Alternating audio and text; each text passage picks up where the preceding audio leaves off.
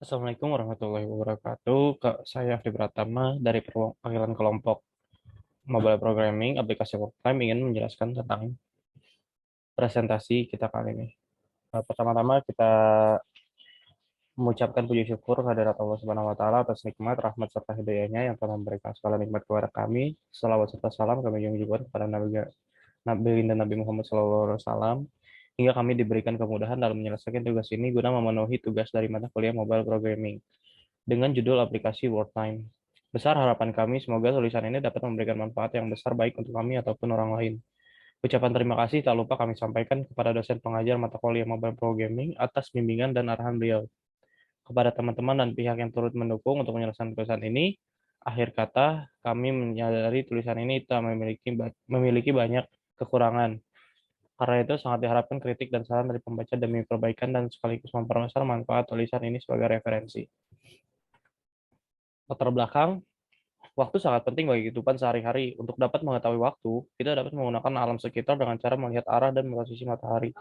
Namun pada zaman yang modern ini, sudah ditemukan jam untuk mengetahui kapan waktu bekerja, waktu pulang, waktu beribadah, dan juga waktu untuk istirahat. Model jam ada dua, yaitu jam analog dan jam digital. Jenisnya pun ada dua, yaitu jam tangan dan jam dinding. Dimanapun kita berada, entah itu di rumah, kantor, sekolah, tempat ibadah, dan lain-lain, kita akan menemukan jam sebagai pengingat waktu. Di sekolah-sekolah, jam digunakan untuk menentukan kapan waktu masuk kelas, waktu istirahat, waktu selesai istirahat, dan waktu pulang. Namun, kebanyakan alat yang digunakan untuk memberi tanda-tanda waktu tersebut masih dilakukan dengan manual. Dengan melakukan aplikasi work time, kemungkinan kita dapat membuat atau menggunakan alat yang sudah otomatis terkontrol atau terprogram untuk melakukan semua itu. Nama saya Nova Oktaviawan dengan NIM 1220756.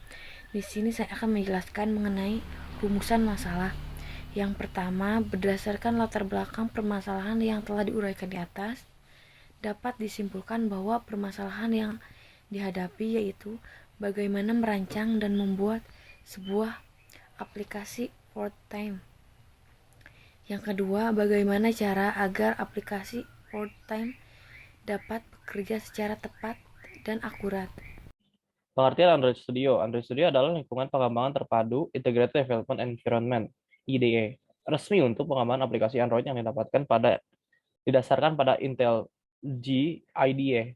Selain sebagai editor code dan fitur developer IntelliJ yang andal, Android Studio menawarkan banyak fitur yang meningkatkan produktivitas Anda dalam membuat aplikasi Android seperti sistem build berbasis Gradle yang fleksibel, 2. Emulator yang cepat dan kaya fitur, 3. Lingkungan terpadu yang tempat Anda bisa mengembangkan aplikasi untuk semua perangkat Android. 4. Terapkan perubahan untuk melakukan push pada perubahan code dan source ke aplikasi yang sedang berjalan tanpa memulai aplikasi atau live server ya. 5. Template code dan integrasi GitHub untuk membantu Anda membuat fitur aplikasi umum dan mengimpor kode sampel. 6. Framework dan fitur pengujiannya yang lengkap. 7. Fitur Lean untuk merekam performa, kegunaan, kompatibilitas, versi, dan masalah lainnya. 8. Dukungan C++ dan NDK. 9. Dukungan bawaan untuk Google Cloud Platform yang menggunakan integrasi Google Cloud Messaging dan App Engine. Selanjutnya, aplikasi Time. Globalisasi merupakan suatu fenomena khusus dalam peradaban manusia yang bergerak terus dalam masyarakat global dan merupakan bagian dari proses manusia global. Itu. Kehadiran teknologi informasi dan teknologi komunikasi mempercepat akselerasi proses globalisasi ini. Globalisasi ini menciptakan berbagai tantangan dan permasalahan baru yang harus dijawab, dipecahkan dalam upaya untuk memanfaatkan globalisasi untuk kepentingan kehidupan. Pada era global ini, banyak perkembangan dan ditemukan penemuan-penemuan terbaru mengenai kecanggihan teknologi sebagai alat untuk mempermudah pekerjaan manusia yang dapat memanjakan manusia sebagai pemuas kebutuhan mereka. Tak lain halnya kecanggihan teknologi di era global ini dapat membuat seorang individu tampil selangkah lebih maju dari individu lainnya dengan gaya atau model ketika mengikuti pengembangan dan tren kini. Sekarang banyak ditemukan alat-alat komunikasi yang sangat mempermudah manusia dalam berhubungan antar manusia satu dengan lainnya, serta mempermudah manusia dalam memperoleh informasi-informasi yang ada di seluruh belahan dunia. Misalnya saja, telah diciptakan internet, gadget-gadget maupun smartphone yang menjadi jawara dalam perkembangan teknologi yang dapat memanjakan manusia. Begitu pula dengan aplikasi yang saat ini telah banyak mengalami perkembangan modifikasi menjadi alat informasi yang disebut dengan work time, yang akan sedikit luas dalam makalah ini. Baik, segitu saja penjelasan dari saya. Selanjutnya akan dijelaskan oleh rekan kelompok saya, Winirian Handoko, mengenai pembahasan pada program work time. Assalamualaikum warahmatullahi wabarakatuh. Baik, Assalamualaikum warahmatullahi wabarakatuh. Saya Windy Randa Handoko dengan NIM 122000527. Saya akan melanjutkan bagian pembahasan ini ya. Melanjutkan yang sudah dijelaskan oleh Abdi. Baik, jadi di sini Abdi sudah menjelaskan bagian kayak tampilannya ya. Saya akan menjelaskan bagian ininya. Mengapa bisa munculnya kayak waktunya ini London dan ininya semua bagian back end gitu ya. Oke. Jadi pertama awal aplikasi dijalanin, dia akan mengarah ke rootnya itu, dan rootnya itu adalah halaman loading ya. Nah, jadi di halaman loading ini, saat si loading ini dijalanin, dia akan menjalankan function ini, setup world time. Nah, yang di dalamnya itu dia ada instansiasi dari kelas world time ini. Nah, yang world time ini dia punya function construct-nya. Nah, jadi begitu kita instansiasiin, dia wajib mengirimkan sebuah argumen yang nanti ditangkap sama parameter ini. Nah, jadi di sini dia ngirimin sebuah location, flag, sama URL. Nah, nanti ini dikirimkan ke sini. Nah, sudah dikirimkan ke sini. Nah, nanti si setup world time ini, di sini tuh si insan ini tuh dia ngejalanin get time yang ini. Nah, nanti dia ngejalanin ini. Nah, di sini ada try catch. Jadi kalau try catch itu, kalau misalkan si program ini ada yang error, nah errornya ditangkap sama dia. Nanti dikirimkan ke si catch. Nah, jadi di konsolnya itu ada errornya di mana gitu. Nah, tapi nanti kalau ke user dia cuma nampilin ini. Ya, oke, lanjut. Nanti di try itu ada respon. Nah, jadi di sini tuh dia ngambil kayak URL gitu. Nah, ini ngambil dari browser gitu ya buat ngambil data waktunya itu. Nah, ntar di sini ada $URL. Nah, ini ngambil dari sini. Yang tadi udah dikirimin dari loading ini. Nah, kan nanti kan ini beda-beda gitu. Tapi ini kalau di sini loading itu jadi kayak nilai defaultnya aja sih pertama kali dijalanin. Langsung ngarah ke waktu Asia Jakarta. Nah, saya udah diambil ininya, ditangkap URL-nya. Nah, nanti bakal di convert gitu. Nah, sudah di convert, baru datanya bisa dikelola. Nah, nanti data ini kan waktu jamnya sama UTC-nya gitu. Nah, ini harus ditambahin. Ditambahinnya ini. Caranya seperti ini. Nah, ini udah jadi nih data waktunya. Tapi karena ini udah jadi, tapi berantakan. Nah, dari sini kita butuh package tambahan yang ini. Nah, jadi package tambahannya itu ntar dipakai ntar ke sini. Nah, yang atas ini untuk background ya. Jadi, pokoknya yang bawah ini tuh jadi biar jamnya tuh rapi. Kayak seperti tampilan yang ini. Nah, untuk yang background ini, jadi ada logiknya kalau misalkan waktunya itu lebih dari jam 6 dan kurang dari 20 jam, itu hasilnya true apa false gitu. Kalau misalkan di sini nanti jadi di sini tuh hasilnya bisa true, bisa false gitu. Oke. Lanjut, jadi sudah ini datanya udah dijalanin yang ini nih, yang get time ini. Nah, nanti kan otomatis si bagian properti ini kan udah keisi gitu ya. Yang ini jadi true atau false. Ini udah ada URL-nya asli Jakarta. Terus ini flag-nya pasti udah kekirim ke jadi Indonesia. Terus ini time-nya itu udah ngambil dari sini. Dan location-nya itu yang udah diinputin ini, dari sini. Nah, jadi ntar data ini dikirimkan ke si home. Nah, dikirimkan ke sini. Nah, nanti datanya ditangkap sama ini.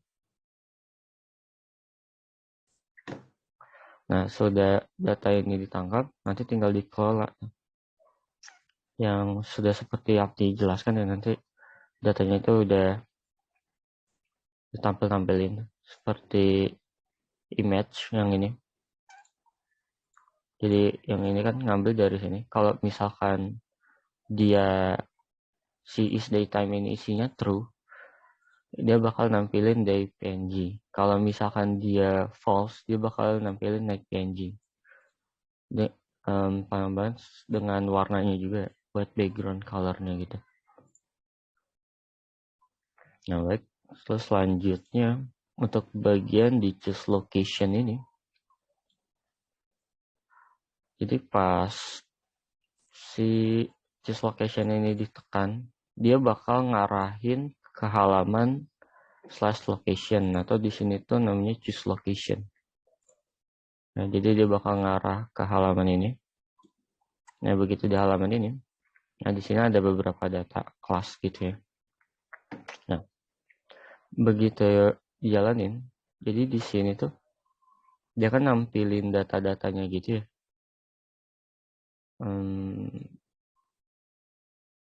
Nah ini, dia kan nampilin data-datanya gitu kan ya, semua.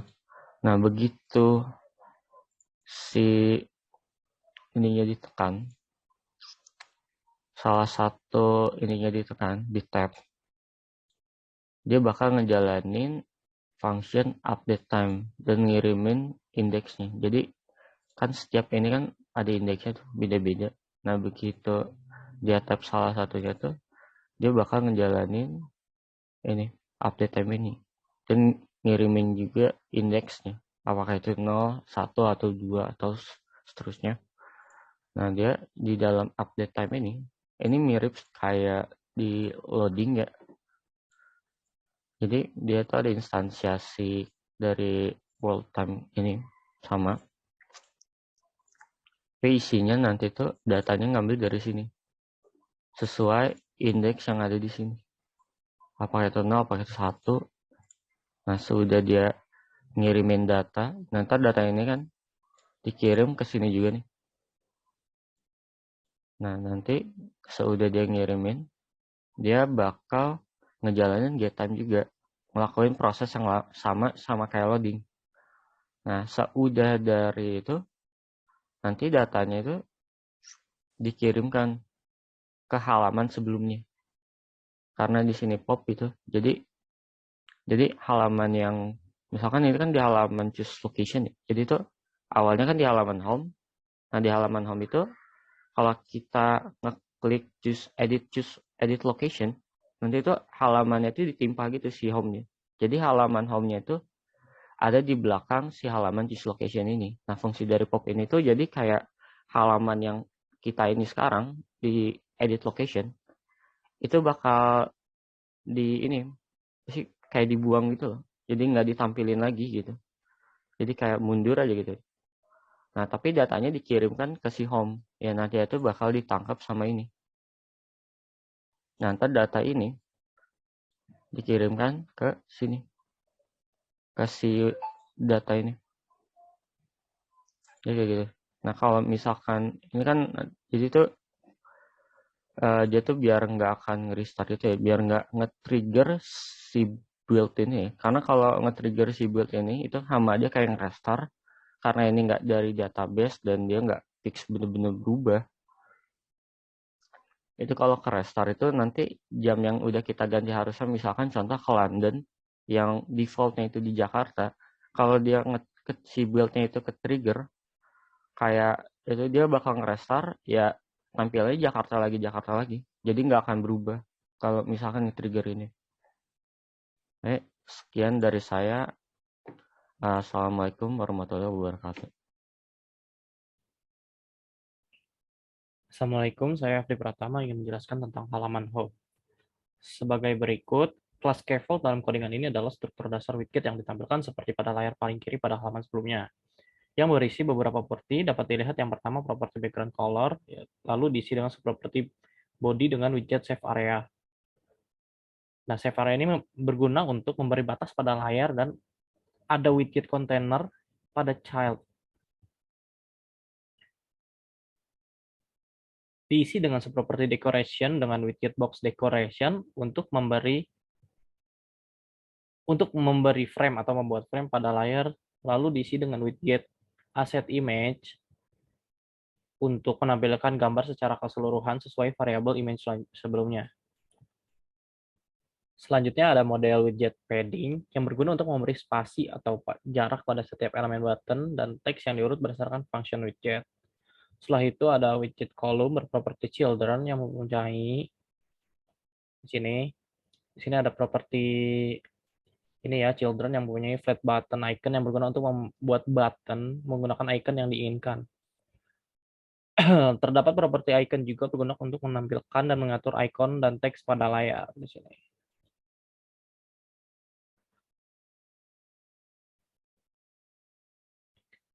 Dapat dilihat juga selanjutnya ada sized box atau widget sized box atau kotak-kotak yang dapat mengatur elemen-elemen sebelumnya. Setelah itu ada widget row yang berisi properti main axis element. Properti ini dapat membuat semua elemen mengarah ke posisi tengah layar.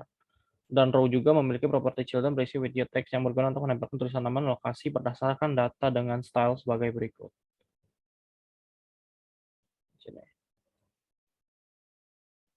Lalu selanjutnya kita beralih ke halaman chooseLocation.dart. Ya, di sini dapat dilihat masih ada kelas scaffold sebagai struktur dasar widget dan dipanggil ulang menggunakan function return.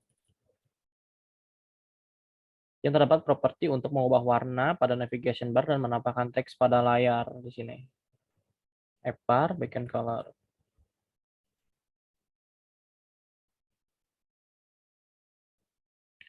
Selanjutnya di sini ada properti body yang terdapat beberapa widget untuk mengambil data-data yang ada pada list kelas di atas ini dan dipilih atau diambil dengan properti item count. Sini, item count. Setiap data yang ditampilkan sebanyak data yang ada pada list. Indeksnya 0, 1, 2, 3, 4, 5, 6, 7. Sebanyak data yang ada pada list. Lalu di sini ada properti title yang berisi teks lokasi atau gambar berdasarkan parameter yang ada di list juga. Di sini parameternya. Ini parameter yang ada di data. Oke, mungkin segitu saja penjelasan dari saya mengenai program app WordTime app, menjelaskan home dart dan chooseLocation dart. Apabila ada kesalahan kata, mohon dimaafkan. Wassalamualaikum warahmatullahi wabarakatuh. Di sini saya akan menjelaskan mengenai penutup, yaitu kesimpulan. Yang pertama, Android Studio adalah lingkungan pengembangan terpadu resmi untuk mengembangkan aplikasi Android. Android Studio ini menawarkan banyak fitur yang meningkatkan produktivitas kita dalam membuat aplikasi Android. Yang kedua, dengan berkembangnya teknologi yang semakin pesat, maka diciptakanlah alat yang memiliki banyak fungsi. Sebagai contoh adalah jam world time atau waktu dunia. Dengan world time, Anda bisa menikmati informasi waktu di belahan dunia. Dan yang terakhir, saya akan menjelaskan mengenai saran. Sistem ini akan lebih baik jika menggunakan satu operator yang bisa menjalankan fungsi operator untuk sistem ini, yaitu untuk mengolah data agar tidak salah dalam menggunakan sistem ini. Untuk menggunakan sistem ini diperlukan ketelitian dan pengisian data yang ada. Sistem ini masih banyak kekurangannya. Ada begitu banyak kekurangannya yang tidak bisa penulis lakukan karena keterbatasan kemampuan.